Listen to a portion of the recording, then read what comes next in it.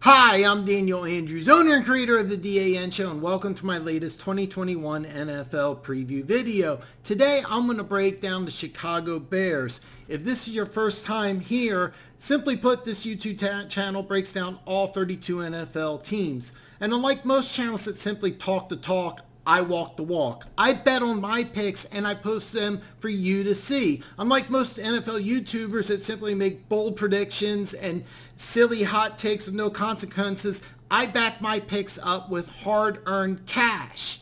So look, if you like this video, go ahead and hit that subscribe button and join a growing, awesome NFL community. And while you're at it, why don't you ring the bell? That way you can get notified every time I come out with a new video. If you're already a subscriber to this channel, you already know the drill. You give me a thumbs up and you drop a comment below with what you think the Chicago Bears are going to do in the 2021 NFL season. Here's how this video breaks down. I'll give you 3 things I like, followed up by 3 things I don't like, but stick around to the very end where I break down the Vegas over-under, and then I reveal if I'm going to put action on the Chicago Bears. Now, let's start off with the first thing I like about the Chicago Bears. Quarterback upgrade, whether it's Andy Dalton or Justin Fields, it most likely will be an improvement. Andy Dalton's a smart veteran quarterback who has the intelligence to understand and implement Nagy's complex system. Fields' 4.4 speed and rocket-powered arm allows for enough creativity to keep defenses off guard. Personally, I think Dalton's going to get the start, but we're going to see Fields early and often in the season, and it's really only a matter of time before Fields takes over as the starting quarterback. Second thing I like is the Bears' skill position talent on offense. Over the final 6 games of the season, they finally utilized David Montgomery properly.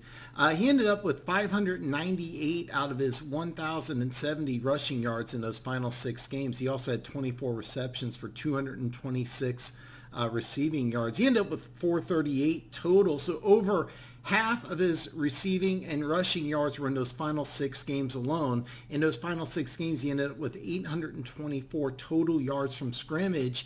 And hopefully they continue this trend of utilizing Montgomery properly going into 2021. I absolutely love this kid coming out of Iowa State, and I couldn't figure out why the Bears weren't really utilizing him properly. Well, they did over the final 6 games of the season. Allen Robinson, who I thought was going to leave in free agency, he resigns. He's a legitimate number 1 wide receiver in the NFL. And this last year's 5th round pick, Darnell Mooney, ended up 2nd on the team in receptions, is really a big surprise and a nice deep threat to go along with last year's 2nd round pick, Cole Kmet. For those of you who don't know, Cole Kmet was actually a pitcher and tight end at Notre Dame. So you go ahead and with a really raw kid who's only 22 years old with a full mini camp and OTAs, the former pitcher has a ton of untapped potential. The third thing I like about the Chicago Bears is new defensive coordinator Sean Desai. And my apologies if I'm mispronouncing his name, but normally when a team replaces a veteran defensive coordinator like Chuck Pagano, a defensive coordinator with head coaching experience, with a first-time defensive coordinator, I look at it as a negative. Not in this situation. Here, I think it's actually a positive. Desai was Vic Fangio's right-hand man in Chicago, and while Fangio was with the Bears as the Bears defensive coordinator, Desai was the defensive quality control coach. But once Fangio left for Denver, he ended up being transferred to a safeties coach, and the defense, which was number 1 in scoring defense and had 50 sacks, and Fangio's last year in Chicago changed under Fangio to having 32 sacks and 35 sacks, and points per game increased to 18.6 to 23.1 last year. See, under Fangio, the defense kept getting better and better and better. Under Pagano, it kept on getting worse and worse. Now, last year, the Bears didn't have a bad defense, but it wasn't a dominant defense. It definitely wasn't the same unit that it was when Fangio was there. So you have to understand, while it's unknown if Desai is going to be a good defensive coordinator or not, he is widely respected around the NFL, and I predict he's going to be the very first Indian NFL head coach, maybe as soon as 2022. So to recap the 3 things I like about the Chicago Bears, I like the quarterback upgrade.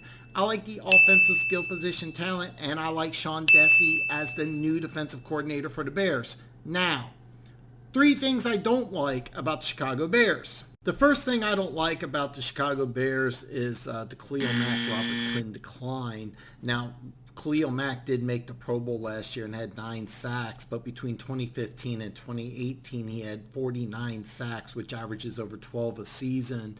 And he turns 31 in February, and it does seem that even though he did make the Pro Bowl, his career seems to be on the downslide as of right now.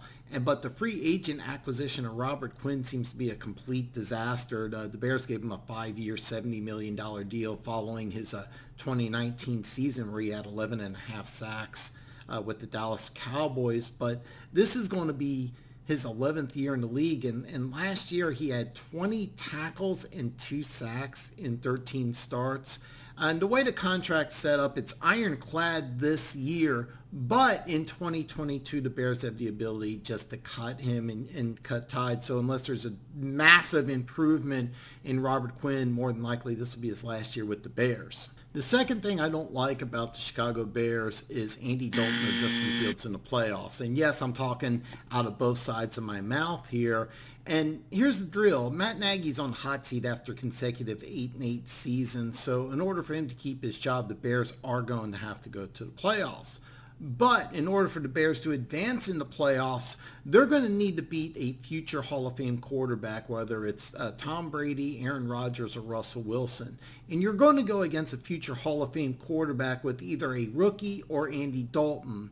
So advantages the other team in this situation. While the quarterback position is improved, and that's a good thing, if the Bears do make the playoffs, they're going to eventually face a future Hall of Fame quarterback.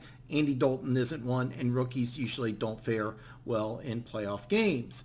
Finally, the last thing I don't like about the Chicago Bears is Matt Nagy's offense. When Matt Nagy took over as head coach in 2018, he led the Bears to a 12-4 record, and Mitchell Trubisky went to the Pro Bowl. The Bears' offense under John Fox the previous year only scored 16.5 points a game, but it improved under Matt Nagy to 26.3. However, the next 2 years, Trubisky dramatically declined, and the offense went from 9th in points per game to 29th in 2019 and 22nd last year. Now, you can blame the offensive coordinator, which they did in 2019. They went in and got rid of him. You can blame Mitchell Trubisky, which they did after this season. They got rid of him, replaced him with Justin Fields and Andy Dalton.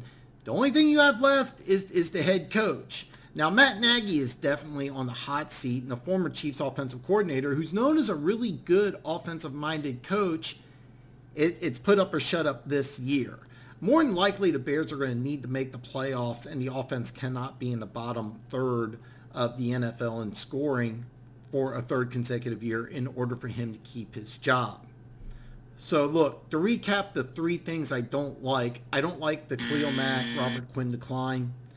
Dalton and Fields as playoff quarterbacks, and I'm not a fan of Matt Nagy's offense over the last 2 years. Now is the money-making part of the show. This is where I break down the Vegas over-under for the yearly win total, and I reveal if I am putting action down on the Chicago Bears. The over-under for the Bears is 7.5, and the over for 7.5 is plus 105, which means that if you wager $100, you're going to win 105. And under is 7.5, which means that you have to wager $110 to win 100. Now, for the Bears to make the playoffs, yes is plus 210 and no is negative 250. And for the Bears to win the NFC North is plus 800.